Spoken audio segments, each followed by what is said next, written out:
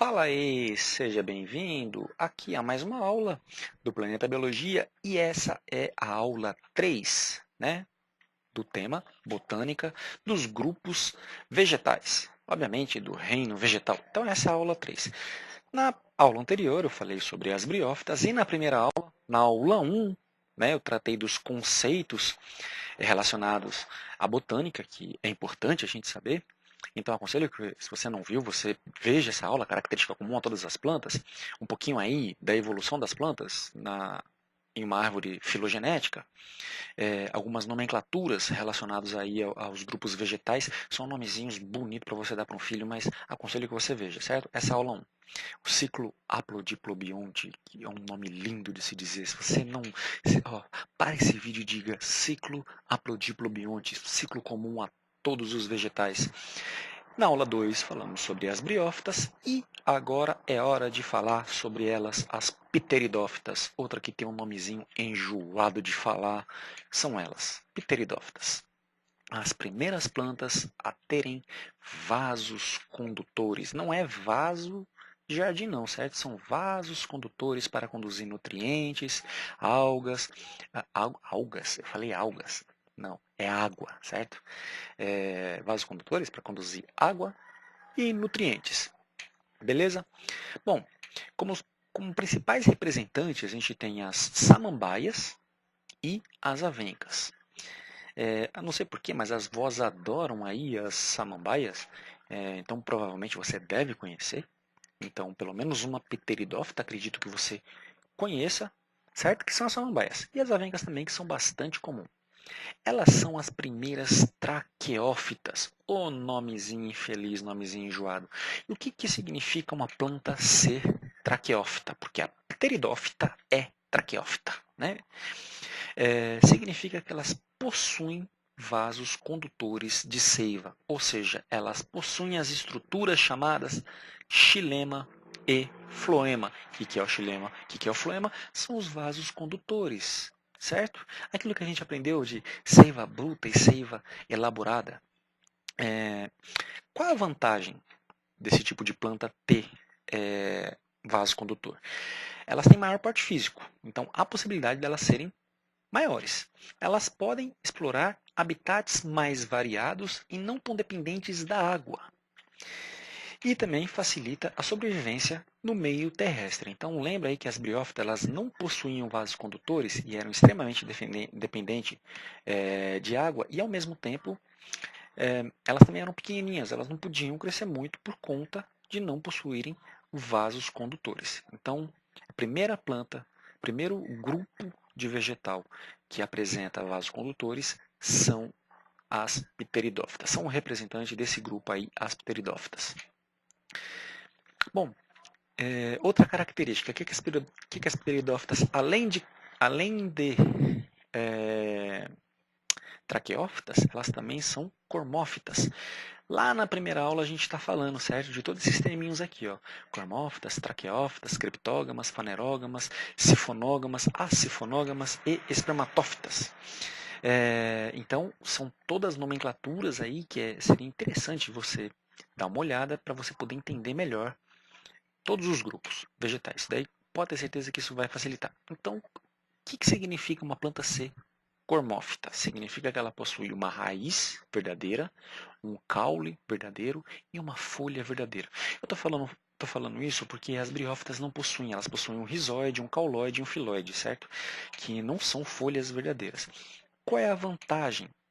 Elas possuem uma divisão de trabalho entre os órgãos da planta. Então, elas possuem um grau de eficiência maior, se a gente for comparar aí com as briófitas. Então, aqui, com o exemplo da samambaia, elas possuem aí uma raiz, o caule, certo?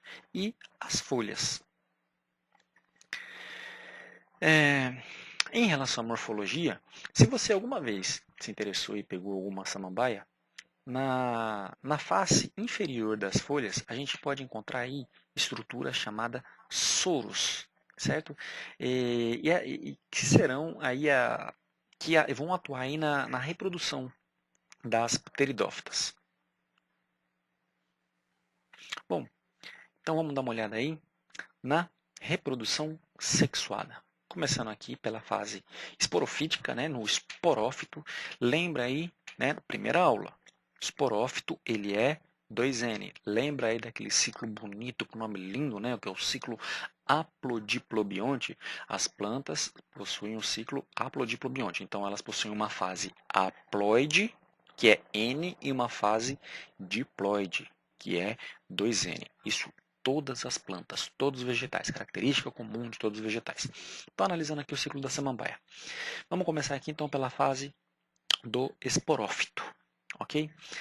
Lembra na folha que a gente tinha ali aquelas estruturinhas que eu acabei de mostrar, que são os soros com os esporângios, certo? Esses esporângios vão realizar aí a meiose. Lá no interior do esporângio vai acontecer a meiose e o que vai produzir? Esporos. Esporos são, se teve meiose, eles são N, né? Por conta da meiose. Reduz o genoma aí pela metade. Esses esporos vão germinar, vão dar origem a um prótalo, certo? Que é um gametófito hermafrodita e o gametófito é haploide. Então aqui eu tenho a fase diploide e eu tenho aqui a fase, já iniciando aqui, certo? No plótalo, a fase haploide. Então tá aí o ciclo haplodiplobionte. Aqui, como o gametófito ele é hermafrodita, ou seja, ele possui os dois sexos, certo? Tanto masculino como feminino, então ele vai possuir aí uma estrutura chamada o arquegônio, que vai desenvolver a oosfera. O que é a oosfera? É o gameta feminino. Nos animais, a gente chama isso de óvulo, mas nas plantas chamamos de oosfera. E se é um gameta, ele é haploide, ele é N, ok? Aqui, no anterídeo, como ela é hermafrodita, né, possui os dois sexos, no anterídeo vai produzir os anterozoides, certo? Os anterozoides são os gametas nas plantas. Nos animais recebe o nome de espermatozoide, mas nas plantas recebe o nome de nos animais recebe o nome de espermatozoides e nas plantas recebe o nome de anterozoides. Esse anterozoide junto com a oosfera, certo? É como se fosse o espermatozoide e o óvulo nos animais. Como aqui no caso são as plantas, o anterozoide vai fecundar a oosfera e se formará o zigoto. O zigoto é o quê? 2N, ou seja, diploide. E aí ele vai formar um plótalo ainda um gametófito, aliás, do gametófito ali do plótalo vai se formar um esporófito jovem, 2N, e a partir desse esporófito jovem teremos a formação aí de um esporófito já maduro, um esporófito adulto, fechando o ciclo. Beleza? Mano, são vários nomes. Volta aí, dá uma pausa, veja de novo, porque não é fácil. Pelo menos eu não acho fácil estudar o ciclo reprodutivo das plantas. Pelo menos o ciclo reprodutivo sexuado, né? Assexuado é mais simples. Bom, algumas observações. O esporófito, no início, ele é aclorofilado. Lembra lá que lá em Bryophytes ele era clorofilado o tempo todo, né? E também dependente do gametófito. Aqui, ó, como a gente pode ver, certo? Então aqui a gente tem um gametófito e o esporófito ele é dependente, certo? Então para ele se desenvolver ele vai precisar aí da raiz que vai absorver os nutrientes e vai transportar até aqui. Então ele é dependente. Se o esporófito morre, se o gametófito morre, o esporófito fatalmente também vai morrer, já que ele é dependente. O esporófito, ao se desenvolver, suga as reservas nutritivas do gametófito. Ok? Então, conforme vai se desenvolvendo, esse gametófito aí vai ser utilizado aí então para o desenvolvimento do esporófito. O gametófito vai se degenerar e o esporófito torna-se clorofilado nessa fase aqui. Então, ele vai se degenerar, vai virar, a planta inteira será 2N. Okay? E ele se tornará clorofilado, ou seja, com capacidade de realizar fotossíntese. Aí, comparação entre o gametófito e o esporófito. O gametófito, né, como a gente já viu, ele é haploide, ou seja, N, e o esporófito de 2, diploide, 2N. O gametófito aí é a fase sexuada, certo? E o esporófito é a fase assexuada. Apesar de ser fase sexuada e fase assexuada, isso aí é uma reprodução sexuada. Todo o conjunto aqui a gente considera ele como uma reprodução sexuada, beleza? Não é aquela reprodução assexuada, por exemplo, por brotamento, regeneração, não. Não, ou estaquia, não, certo? Que são as fases. Então, dentro da reprodução sexuada, eu tenho uma fase ali que será assexuada, né? Onde vai acontecer mitose. Bom, o gametófito ele é clorofilado, e o esporófito inicialmente é clorofilado quando ele é jovem, nessa fase aqui, e depois torna-se clorofilado. O gametófito é a fase temporária e o esporófito é a fase duradoura. Bom, em relação à importância, né, são organismos produtores na cadeia alimentar, são produtores porque eles realizam fotossíntese, então eles podem ser utilizados como alimento pelos consumidores primários, certo? A aula lá de ecologia a gente já falou sobre isso daí também. Tem uma importância aí não muito nobre, né, que é ornamentação. O ser humano aí, ele pode achar isso bonito, então ecologicamente isso não é nem tão importante, mas visualmente, esteticamente, eles são usados para ornamentação. São utilizados para obtenção de xaxim, certo? Que é o caule do samambaiaçu, que é uma samambaia gigante, começa daqui, então eles são usados para fazer vasos. O uso desse samambaiaçu foi tão grande que aqui na Mata Atlântica, que hoje em dia o samambaiaçu corre risco de extinção por causa disso, certo? Então tá aqui, ó, né? O risco de extinção na Mata Atlântica. Uma alternativa aí é o uso do coxim, feito com fibras de coco. Então, se por um acaso você vê aí vendendo o xaxim, aquele vaso, né? É um vaso que parece um monte de galinhos ali entrelaçados, não compre, beleza? Porque o samambaiaçu está com risco de extinção. Não compre, né? Porque para você não incentivar o comércio, que as pessoas vão lá e retirem essa planta aí do seu ambiente, do seu ecossistema natural. Beleza?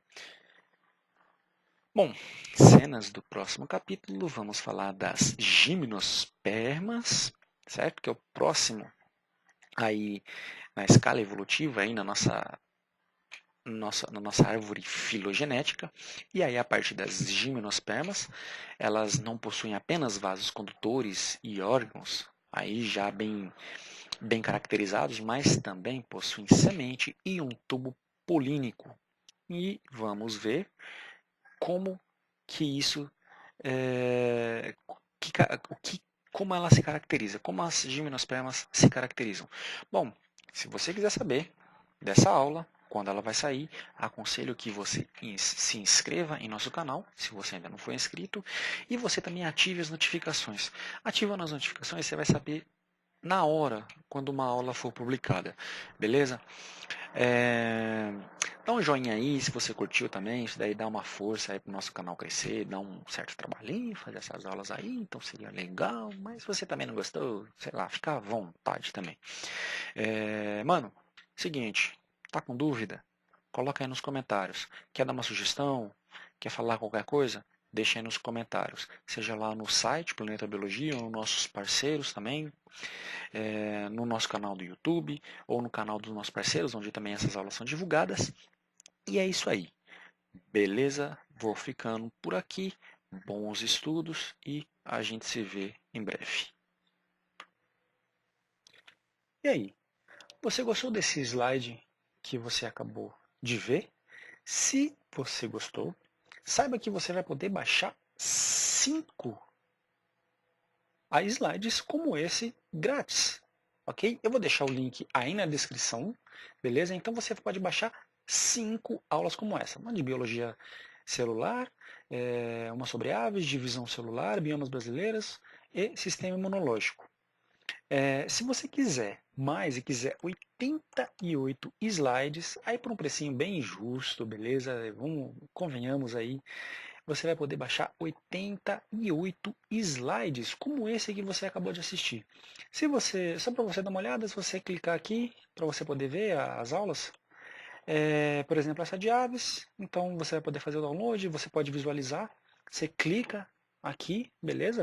Vai se abrir uma janela, e é só você clicar em fazer download, nessa setinha aqui, em fazer download. Vai abrir, pronto. Começou o download desse slide. Beleza?